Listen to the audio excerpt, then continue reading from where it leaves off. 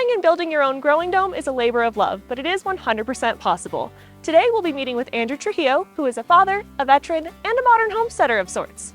He is not only extending his growing season with the use of a growing dome, but he is practicing organic gardening practices throughout his land with the use of hugelkultur, raising chickens, and keeping bees. Today we'll be talking with Andrew about the planning and construction phases of establishing his growing dome greenhouse.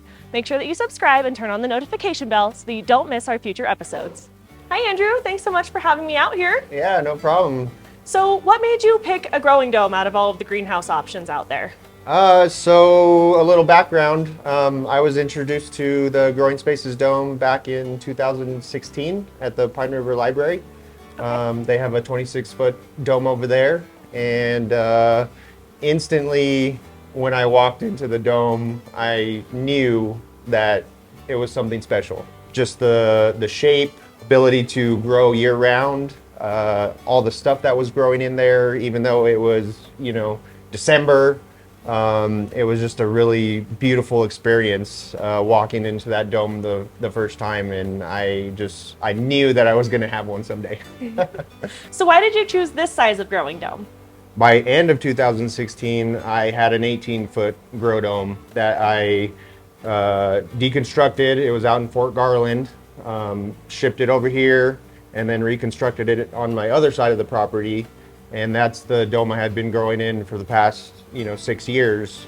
So over those few years, I enjoyed the 18-foot dome, but started saving and, kind of making plans for a bigger dome. Right now, this is a 33-foot dome. You also have a family, so this is plenty of space for you to be able to enjoy this with your family as well as grow plenty of food for them. Yes, definitely. I'm very thankful and blessed to be able to upgrade to a 33, from an 18. I was able to grow and provide for my family of 5 in the 18-foot dome. But I always knew I wanted a bigger space to enjoy because, nice to be able to grow throughout the winter, but it's also nice to have that living space as well, to come out here and enjoy just the warmth, the beauty, the plants, the whole environment. It's just really nice to. It's like your own little backyard oasis. For sure, it's the reprieve of the getting away from the winter cold. So on the east side of my property, this was the previous spot where my 18-foot grow dome was that I've been growing in for the past 6 years. But I chose the west side of my property for my 33.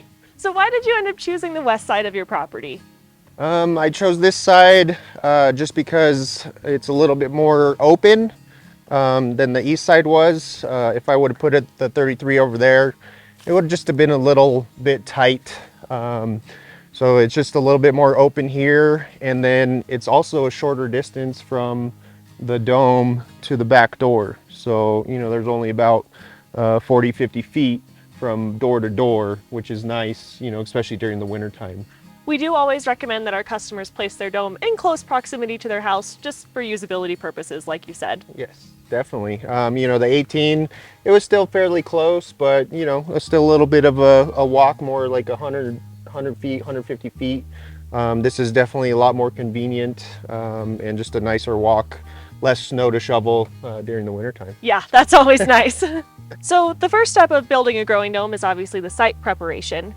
I mentioned earlier that you do have hugelkultur beds around your property, but I'm guessing you still had to do a little bit of work to the ground to get it ready for your dome. Can you tell me a little bit about what you did? Did have to do some earth moving here to prep the site. I do have a lot of hugelkultur, but that didn't really interfere. I did have to move a little bit of soil, as you can see. I got a little bit of excess here and then over on the other side. But I have good uses for that. I usually just kind of mix it into my compost and, it's kind of amended soil at that point, and I can use, throughout my property. But this was fairly easy. It was just a little bit of earth moving, and good thing I have a Kubota tractor. I didn't have to rent any equipment or anything. I was just able to, jump on there, which I love to do. I love running my tractor, digging holes. Whenever I'm in a grumpy mood, my wife says, go dig a hole. So. Love jumping on that thing, excavating and moving dirt. This dome is sitting on a gravel ring foundation. Okay. Usually they recommend concrete piers or concrete slab for the 33 and 42, but that was going to be a little bit more expensive. So you did obtain a building permit before you started all of this process. It was just a matter of sending in the schematics that Growing Spaces offers, as well as kind of the, I used Google Earth, just printed out a picture and kind of drew where the dome was going to go, the dimensions, and submitted that with the paperwork and the permit fee, and talked to the town inspector when it came to the gravel ring foundation instead of the piers, and he signed off on it. So overall, it was a pretty easy process, the building permitting. yes. Okay. So when did you get started with the whole process of getting the dome and permitting and site prep and all of that? So I started moving dirt on, in August of 2022. So it's definitely been a process. It's basically just me kind of out here doing things, building, moving dirt. I had a few friends come and help me with a few various different things within the project itself, but it's mostly been me. So how long did the site prep itself take you, and then how long did it take you to actually build the dome? Do you have a general time frame you can give us? So I started site prep, moving earth in August of 2022, so kind of towards fall, and then it overwintered.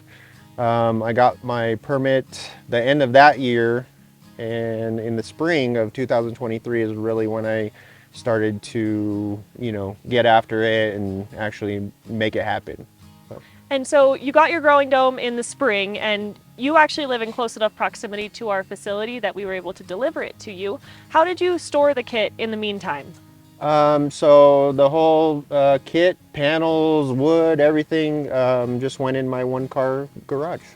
Okay. So that's how I stored it. It was pretty contained in a smaller space. You didn't have to have like a massive shop to put all of this stuff in. Yeah, no, it was all in my one-car garage. So the dome still is a little bit of a work in progress. I see that you still have your perimeter skirting left to do. Plan on getting the perimeter skirting buttoned up this spring. You will end up digging this down a little bit and then covering it back up with gravel or however you decide to kind of decorate or landscape outside of your dome. Yes, I'll excavate a little bit of the gravel and stuff around the dome, and then button the skirting right up against the wall, and then I'll cover it with probably a little bit more gravel or some of the soil that I've excavated. The perimeter skirting is going to definitely help with a little bit of insulation. So if you get that done in the spring, by fall and winter, your dome should be ready to go. I do probably plan on doing some outside perimeter raised beds around the dome. Okay. So. Do you happen to have any kind of like a rodent problem here? Is the rodent protection something that you're going to be installing? I do have the hardware cloth underneath the dome. I'm still working on the inside. I still have a little bit of hardware cloth to put down in there, but it's, like I said, it's a work in progress. Rome wasn't built in a day, so to speak. The dome is, it's a project. It's a fun project. I'm passionate about this kind of stuff, so it's not work. It's been fun. I see that you have the standard components that come with the 33, which is the one electric fan and the one solar fan, but I also noticed you've added a couple of extra solar fans, and you've decided to mount your solar panels separately from the dome. Can you tell me why you chose to do that? So I just wanted the extra fans because air circulation within the dome is really important.